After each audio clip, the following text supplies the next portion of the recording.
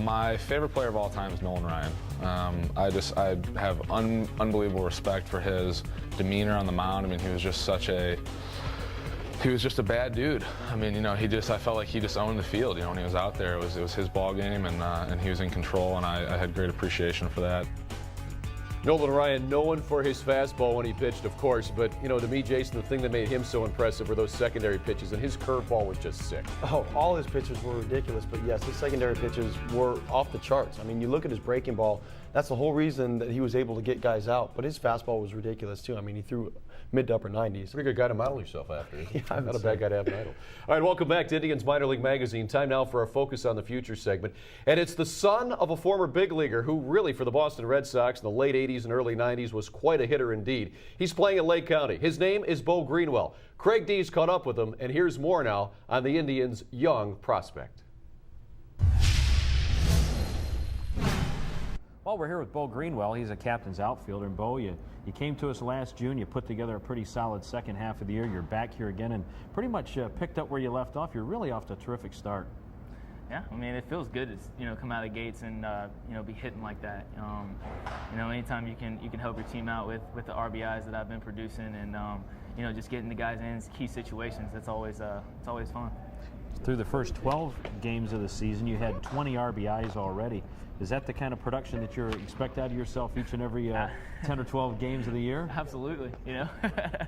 Anytime you can see guys on base, you want to bring them in, you want to drive them in, and it feels good to be able to be seeing the ball well right now, and being able to get those guys in, definitely. Like I said, last year you batted .270 here, which was a solid year. What'd you do in the off season? Was there any special conditioning you did? Did you work out? Did you walk away from the game? What went on? A little bit of everything. You have to walk away from it a little bit. It's a long season. It's a grind. You definitely have to walk away from it, let the body heal up. But when you get back after it, get after it. And I think just another year of maturity. Another year of developing. Definitely, helped me out. And obviously, it's shown on the field. So when you're in the off season, you shut it down. When do you start thinking about baseball again? It's not long. I take about, I try to take about 3 weeks off. About 2 weeks, I'm getting the itch again. I'm getting the weight room. And I won't pick up a bat till right after Thanksgiving. Baseball, same thing. Get after it. Did you do anything fun in the off season? A little traveling. I like to hunt in the off season a little bit. We got a place in Georgia, so I like to do that a little bit. Did you bag anything? A couple deer. Nothing too big this year. Just a couple cold deer, but it was a good time. Anything else you do just to take the mind off the game? I live in Florida, so fishing, obviously, hang out on the beach, a little bit of that. But when it's time to focus up and get ready, I do a little bit of school also, University of Phoenix, and kind of keeps me occupied, that and lifting, and getting ready for the season. Is that one of the things your parents instilled in you? You came right out of high school.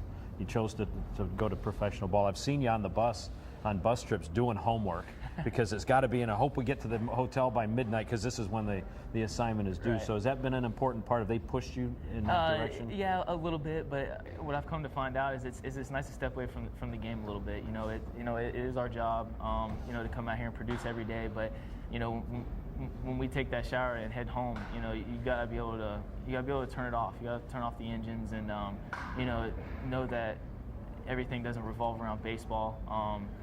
Baseball is not life. It is your job. You go out as hard as you can. You think about it when you're here, but it's good to step away and when you're 0 for 4 with 3 Ks, it's good to go home and go, okay, I got, let's study and forget about that. Tomorrow's a new day, and I think that just helps reiterate that. And I'm sure you've never been asked this question before, but you grew up in a major league home. Obviously, Mike Greenwell, a terrific ball player for the Boston Red Sox. When you were growing up, did you get to spend a lot of time with your father on the road in the clubhouse, or was it one of those things where you saw him sporadically? Yeah, no, we had a summer house in Boston, right there next to the field.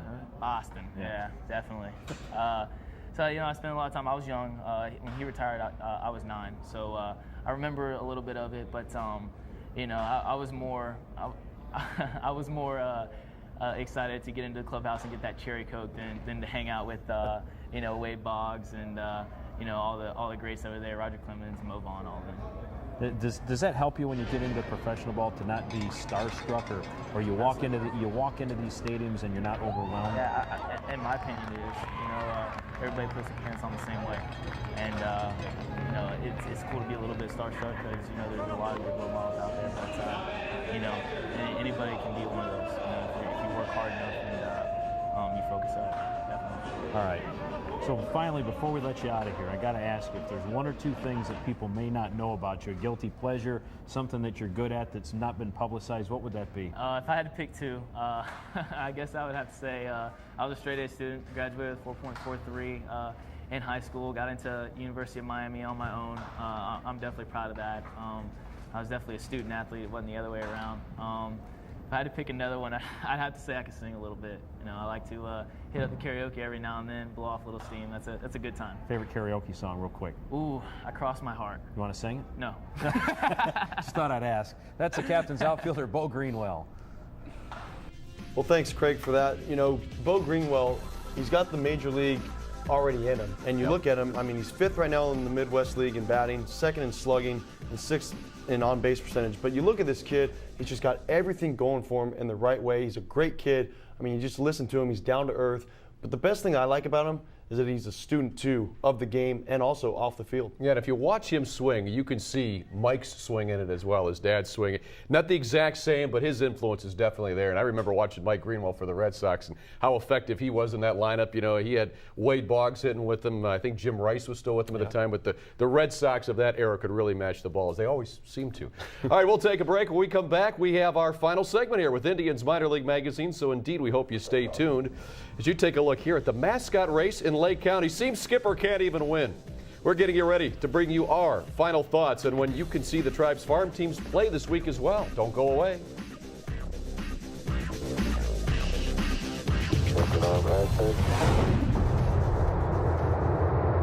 Beautiful. 26, 36 feet per second. Here's a look at the standings. Columbus still in first place. Akron's moved up a notch from last week. They're 5th. Kinston 3rd place in the Carolina League South, and Lake County tearing up their new league, the Midwest League in the East. All right, let's take a look at the schedule now. Columbus on the road at Scranton-Wilkes-Barre before coming home to host Durham. Bob Feller visits Huntington Park on Sunday. Akron travels to Erie before coming home to face Reading. Friday is fireworks night. Kinston and Myrtle Beach before returning home to take on Frederick. And Lake County hosts Bowling Green before taking to the road to take on Fort Wayne. And welcome back here to Indians Minor League Magazine. About a minute left, Jay, and you take a look at these teams this year. And, you know, other than Akron, they're competitive, and we're seeing some prospects doing a nice job on the developmental track. Oh, very much so. And anytime that you see guys doing what they're supposed to be doing at the minor league level, and that's competing at a high level, and that's what the Indians are looking for, and making sure that they can do the right thing at the right time. And they're all doing it. It's fun to see. All right, we'll keep up with it. Of course, we'll have a new edition for you of Indians Minor League Magazine next week. Join us all season long for the weekly debut Tuesdays at 6 o'clock. For my partner, Jason Stanford, I'm Al Pulowski. Enjoy the rollout as we send you on your way. This is Jason's next profession if the broadcasting thing doesn't work out. Sumo wrestling! That's Jason right there. He just won. All right, I'm kidding. Have a good one.